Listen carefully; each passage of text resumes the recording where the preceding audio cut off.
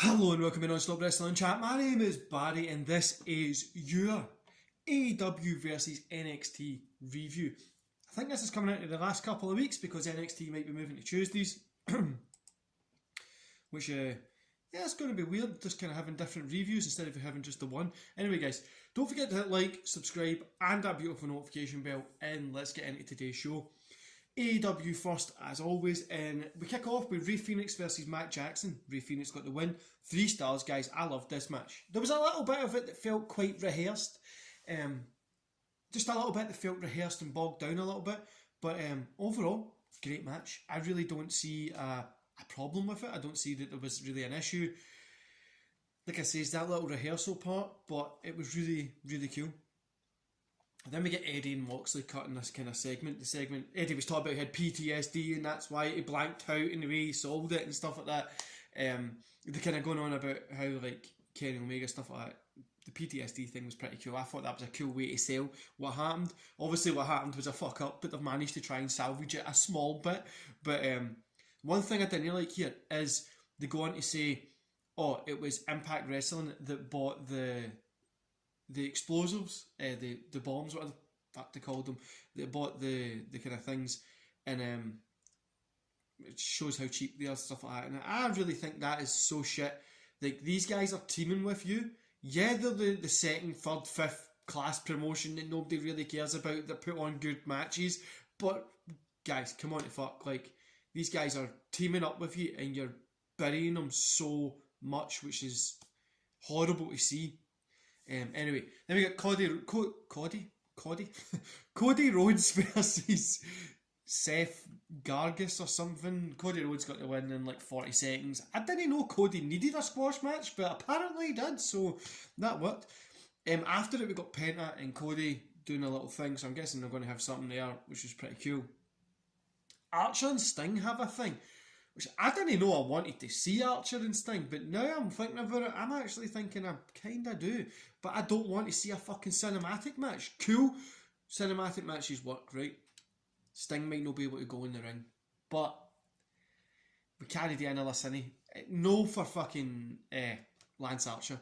Do you know what I mean? And they need to put him over. This needs to be the guy that Sting's putting over. He's giving Darby the rub, and he's giving these guys the rub. He has to put Lance Archer over at this point. But yeah, and apparently Lance Archer's a bad guy again. Then we get Ethan Page versus Lee Johnson. Ethan Page got the win here. 2 stars. It was a cool match. Nothing really special. I guess Ethan's a heel, as he kind of made it known. But it was a quick little match. It was nothing really special. Then we get Kenny Omega come out, has this little thing. Christian eventually comes out. They have a little back and forth. Christian goes to put him into the finisher. Don Callis pulls Kenny Omega out. Christian stands with a belt. I think that would be a really good match. Omega versus Christian. Only problem is, I don't see Christian getting the win. I really don't. I only see Omega getting the win over him here. But that could be detrimental to him. But let's hope something does kind of come out of that. Britt Baker, Nyla Rose and Maki versus Shida, Ryu and Thunder Rosa. Rosa team pick up the win here.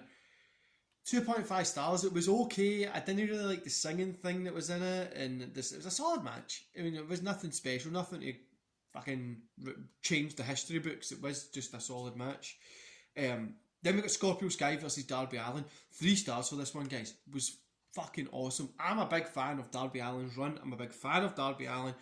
I think he's a great asset to AEW, and I think he's a great asset to the wrestling community. He really does a lot of cool stuff. People might call it hokey or call it stupid, whatever. I think it's pretty cool. But this is cool. I love this. I hope the Sting rub continues with Darby and they're not just going to end it. I really hope something keeps going on with that to keep that kind of team going there. Fuck, you could even have Lance Archer against Darby Allin, and on the outside you've got Jake the Snake and Sting or something. I don't know, like just something that you could make something with. Then the ending coming for AEW. We've got Inner Circle comes out. Then Sammy eventually comes out. He's like, I've got something to show you, blah blah blah. It shows the stuff. It's MJF saying he wants to kick out Jericho and all that kind of stuff.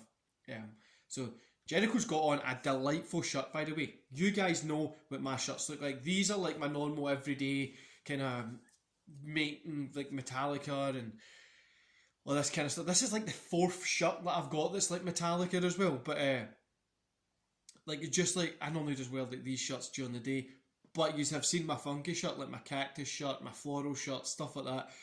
I love a good shirt, and this was really cool. Something that I would wear, one of those dad shirts, you know what I mean? But the thing that really got me here was the lights go out. When the lights come back up, because Inner Circle was kicking, they kicked out MJF and then were ready to attack him. The lights go out, the lights come back up, and we've got FTR, Wardrow and Sean Spears standing behind them. They attack, they have this kind of brawl. Then MJF kind of gets on Jericho, he gets dragged to the back, stuff like that. It was pretty cool. I really liked it. The only thing I'm not a fan of is how many factions there are in AEW. I feel that there's far too many. I feel like they've went, okay, let's go faction heavy because we don't really have a lot in WWE. But I feel like there's far too many factions because it's really confusing. Like, oh, he's in this faction, he's in this one, she's in this one. It's really confusing. But yeah, good show overall. I'm going to give it, you know what? I did write 2.5. I'm going to give it a 3 stars. I really enjoyed it. I actually thought it was a really cool show. It was fun. Some of it didn't really make sense, but stories were laid there, things were set in pace, and I thought it was pretty cool. Now, NXT. So we kick off with Regal coming out announcing that NXT is going to have 2 nights at WrestleMania. Sorry guys, I got an itchy head. 2 nights at WrestleMania. And he kind of goes on to say it's like a historic event, blah blah blah, and then he goes on to say that there's a women's tag team NXT. NXT have a women's tag team championship now. He gives it to Kai and Gonzalez, and we'll get on to later in a minute. So the first match of the night is NXT Women's Championship, Io Shirai versus Tommy.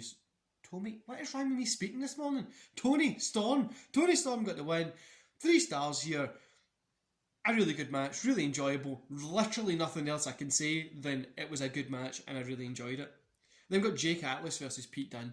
Pete Dunne got the win here as expected. Atlas did get a lot of kind of offense in. Not a lot, he got a good amount of offense in, and it made him look good as well. Didn't make him look like he just got buried, even though he kind of did. 2 stars. No buried, just somebody had to lose the match, you know what I mean? It wasn't going to be Pete Dunne. He's like the guy that they're trying to pin things on now. Then we got the NXT Women's Tag Team Championship, Dakota Kai and Raquel versus Moon and Blackheart. Moon and Blackheart got the win. 3 stars for this one. It was a fantastic match. Not as good as their previous matches at TakeOver, but the one thing I have to say, and the one thing that's really pissing me off, is the fact that they got crowned the champions, and the champions got took off them within 40 or 50 an hour, whatever it was, within an hour. They lost the belts, which was annoying as hell, but I get it, and it did make sense, because it looks like Raquel is going to go on and face Io Shirai, and I think that will be a really, really cool match. Then we get Carter versus Lee. Lee got the win via DQ. A little bit kind of scuffles after it, which was expected. Grizzly Young Veterans versus Phantasma. Phantasma got the win. Yeah, nothing really special. Then the NXT Championship match. Finn Balor versus Adam Cole. Finn Balor got the win. 4 stars. This was match of the night for me out of both shows. I loved this match. The one complaint that I've got is there were too many close calls at the end. That took it down a little bit for me. But overall, it was a great match. I really enjoyed it. I had a lot of fun. Yeah, it was just a really, really fun match. After it, Kyle O'Reilly comes out and attacks. We get Karrion Kross kind of facing up to Finn Balor, and it's kind of setting up what's moving forward next, which I'm really excited about. I'm really excited about Adam Cole against Kyle O'Reilly. Overall, 2.5 stars. Like I said, I really enjoyed the show. No, sorry, overall, I'm going to change that again. I'm going to change it to 3 stars, just like AEW. 2 of them were really, really enjoyable. Like I said, nothing mega happened. The one thing that I'm going to say about AEW that I didn't like is the put down of Impact Wrestling.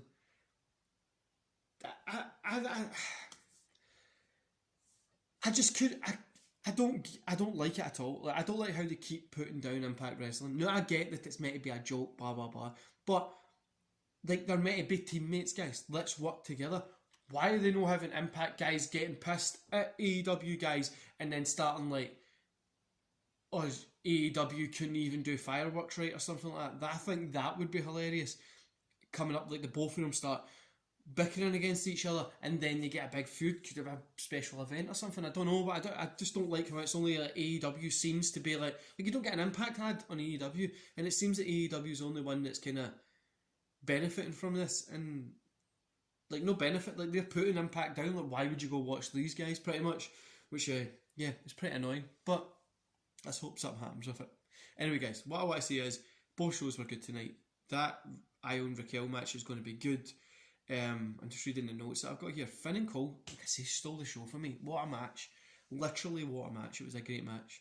Anyway, guys, that's all that. It was a good night of wrestling. It was actually surprisingly good after the cluster fudge of the ending that was AEW Revolution, but kind of explained it a little bit. Not that good. They've had to do some safety measures to stop it, but yeah, I think it's okay. I think they've done their best to try and save it. Yeah, guys, so I hope to see you back here tomorrow. Tomorrow's Friday. Yeah, Friday, tomorrow. I've got my top 10 Randy Savage matches, and yeah, that's it. I've only got my top 10 Randy Savage matches. I've got a few recordings and podcasts that I'm doing this weekend, and they should be up over the weekend. Anyway, guys, I hope you enjoy the rest of your day, and I'll see you back here tomorrow. See you later.